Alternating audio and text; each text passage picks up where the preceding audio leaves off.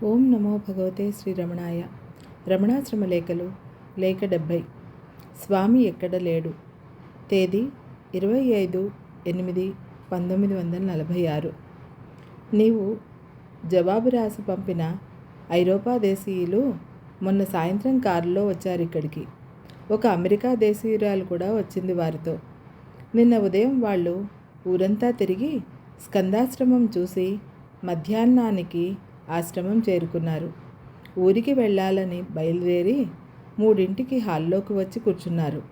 పాపమా అమెరికా దేశపు స్త్రీ కింద కూర్చోలేక అవస్థపడుతూ నా పక్కనే ఎలాగో కూర్చొని భగవాన్ సోఫా వైపు కాళ్ళు చాచింది. నాకు అమర్యాదగానే తోచినా వెళ్ళిపోయేవాళ్ళు కదా అని ఊరుకున్నాను. సమీపవర్తులకు రాజగోపాలయ్యరికి అది సహింపరానిదిగా ఉండడం వల్ల అమ్మా కాలు ముడుచుకోండి అని ప్రార్థనాపూర్వకంగా చెప్పారు. చిరునవ్వుతోనే ముడుచుకుందామే. భగవాన్ చూశారు. సరి వాళ్ళు కింద కూర్చోవడానికే కష్టపడుతుంటే కాళ్ళు ముడుచుకోవాలా అన్నారు నవ్వుతూ. పాపం ఆ భక్తుడు భయపడుతూ లేదు ఇక్కడ మర్యాద వాళ్లకు తెలియదని చెప్పానంతే అన్నాడు. ఓహో అలాగా, మర్యాద కాదా? అయితే వాళ్ళ వైపు కాళ్ళు చాచడం కూడా నాకు మర్యాద కాదు. ఆ మాట నాకు తాకి వస్తుంది కదా అని నవ్వుతూ మందలించి కాళ్ళు ముడుచుకున్నారు భగవాన్. అందరం నవ్వామే కానీ మనసులో వేదన కలిగింది. ఆ వ్యక్తులిద్దరూ అరగంట ఉండి భగవాన్ సెలవు పొంది వెళ్ళిపోయారు. భగవాన్ నిన్నంతా కాళ్ళు చాచుతూ మర్యాద కాదు కాబోలు అంటూ మళ్ళీ ముడుచుకుంటూ అలాగే కాలం గడిపారు. అలా కాళ్ళు ముడుచుకుంటుంటే 10 నిమిషాలు పట్టేస్తాయి శ్రీవారి కాళ్ళు. అరగంట రుద్దితే కానీ ఆ పట్టు విడవు. ఇక నొప్పి సంగతి చెప్పనవసరం లేదు. నేటి మధ్యాహ్నం 2:30కు నేను వెళ్ళేసరికి హాల్లో 2-3 కన్నా జనం లేరు. భగవాన్ కాళ్ళు చాపుకుంటూ మందహాసంతో ఏమోనయ్యా చాపుకోవచ్చా, మర్యాద కాదన్నారు కదా అంటే పాపం రాజగోపాలయ్యరు చిన్నబోయిన మొహంతో మ్రానుపడి నుంచుని ఉన్నారు. భగవాన్ కరుణాపూర్ణులు కదా, కాళ్ళు చాపే ఉంచారు. మా కళ్ళు చల్లబడ్డవి. కూర్చున్న నా వంక చూసి అవ్వయ్యారు కథ చెప్పడం ప్రారంభించారు. కైలాసం నుంచి వచ్చిన తెల్ల ఏనుగునెక్కి సుందరమూర్తి వెళ్తుంటే చూసి చేరరాజు అశ్వం చెవులో పంచాక్షరి మంత్రం ఊది దానినెక్కి తాను వెళ్ళాడట కైలాసానికి. వాళ్ళిద్దరూ వెళ్ళారని గణపతి పూజ చేస్తున్న అవ్వయ్యార్ తాను పోవాలని తొందరపడుతుంటే గణపతి అవ్వను చూసి అవ్వా తొందరపడకు, పూజ సావకాశంగా కానియ్యి, నేను వాళ్ళకంటే ముందు నిన్ను కైలాసం చేరుస్తాలే అన్నాడట. సరే పూజ అయ్యింది. గణపతి చెయ్యి తిప్పుతూ అవ్వా కళ్ళు మూసుకో అన్నాడు. అంతే, కళ్ళు తెరిస్తే కైలాసంలో పార్వతీ పరమేశ్వరుల ఎదుట కూర్చొని ఉంది. సుందరమూర్తి చేరరాజు వచ్చి చూసేసరికి ఈమె కూర్చొని ఉంది. ఎలా వచ్చిందని ఆశ్చర్యపడి విచారించి విని ఆమె భక్తికి ఆనందించారు. అవ్వ పాపం పెద్దదాయే, పరమేశ్వరునికి ఎదురుగా ఇలా నాలాగే కాళ్ళు చాచి కూర్చుంది. పార్వతికేమో పట్టరాని బాధ. స్వామికెదురుగా కాళ్ళు చాచిందే అపరాధం కాదా అన్న దిగులు. చెప్పి చూతునా అని పరమేశ్వరునితో మనవి చేసింది. అమ్మో మాట్లాడకు, నోరు తెరవకు, ఆమెనేమీ అనరాదు అన్నాడట ఈశ్వరుడు. అయితే మాత్రం అర్ధాంగి కదా, ఆ అమర్యాద ఎలా సహిస్తుంది చెప్పమని చెలికెత్త చెవిలో ఊదింది. ఆ అమ్మ అవ్వను సమీపించి అవ్వా కాళ్ళు ఈశ్వరుని వైపు పెట్టకు అన్నదట. అలాగే అమ్మా, ఈశ్వరుడెటు లేడో చెప్పు, ఇటు తిప్పనా అని కాళ్ళు ఇటు తిప్పితే ఈశ్వరుడిటే తిరిగాడట. అటు తిప్పితే అటు, ఎటు తిప్పితే అటు స్వామి తిరగవలసి వచ్చింది.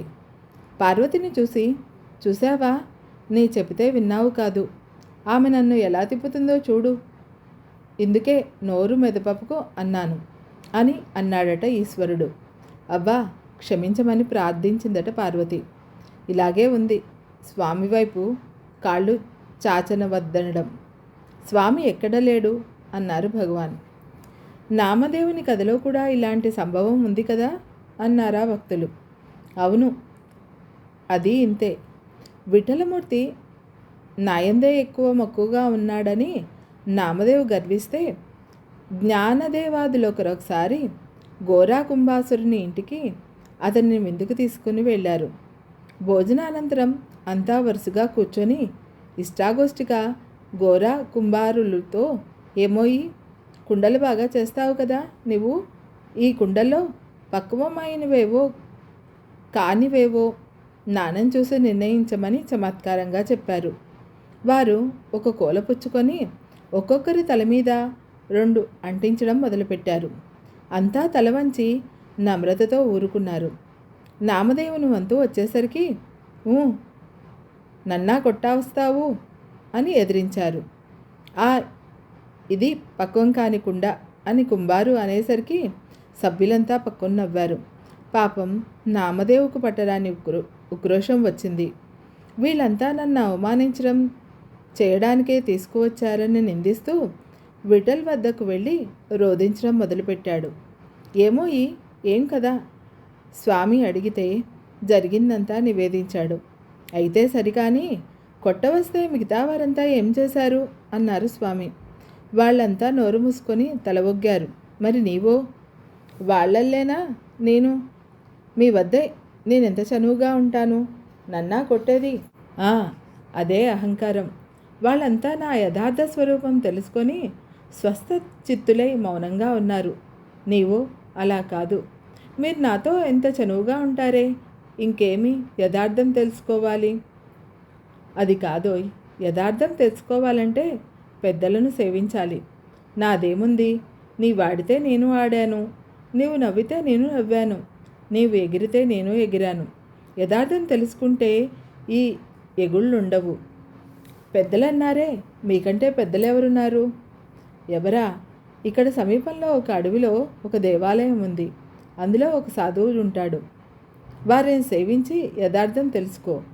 నామదేవుడా అడవిలోని గుడికి వెళ్ళి చూడగా ఒక మోటు మనిషి పడుకొని ఉన్నాడు. వీడెక్కడి సాధువు అని దగ్గరకు వెళ్ళి చూస్తే అతని కాళ్ళు శివలింగం మీద కంపించి, అయ్యా దేవుని నెత్తి మీద కాళ్ళేమిటి అన్నాడు ఆత్రంతో. ఓహో నామా, విఠలుడు పంపాడా అన్నాడా మనిషి. తన సంగతి ఎలా తెలిసిందా అని వెగురుపడి, అయ్యా మీరు సాధువులు కదా, లింగం మీద కాళ్ళేమిటి అన్నాడు మళ్ళీ. అలాగా నాయనా, నాకు తెలియదే, కాలు ఎత్తలేకుండా ఉన్నాను, కాస్త అవతల పెట్టయ్యా అంటే సరేనని ఎత్తిపెట్టి ఇటు పెడితే అటు లింగం, అటు పెడితే అటు లింగం, ఎక్కడ పెట్టినా మొత్తం శివలింగం. తన పైన పెట్టుకుంటే తాను లింగం. అంటే ఆయన పాదస్పర్శ వల్లనో జ్ఞానోదయమైందన్నమాట. విభ్రాంతితో నిలిచాడు నామదేవ్. తెలిసిందా ఇప్పుడు అన్నాడా సాధువు. తెలిసింది స్వామి అంటూ జ్ఞానేశ్వరుల శిష్యుడైన ఆ విశోభా కేశవుకు నమస్కరించి ఇంటికి వెళ్ళి గదిలో కూర్చొని ధ్యాన నిమగ్నుడై విఠోబా వద్దకు వెళ్ళడం మానాడు నామదేవ్. కొన్నాళ్లకు విఠలుడు పరిగెత్తుకొని వచ్చి, నామా నీవు రావడం లేదేంటి అంటూ అడిగాడట. ప్రభు, నీవు లేని చోటేది? నిన్ను సదా ఇక్కడే చూస్తున్నాను. నీవే నేను, నేనే నీవుగా ఉన్నాను, అందువల్ల రాలేదు అన్నాడట నామ. సరి మంచిది అని స్వామి అంతర్ధానమయ్యాడు అని చెప్పి కథ ముగింపుతో కాళ్ళు ముడుపు విప్పారు భగవాన్. ఇక ఉంటాను. సెలవు. నీ సోదరి.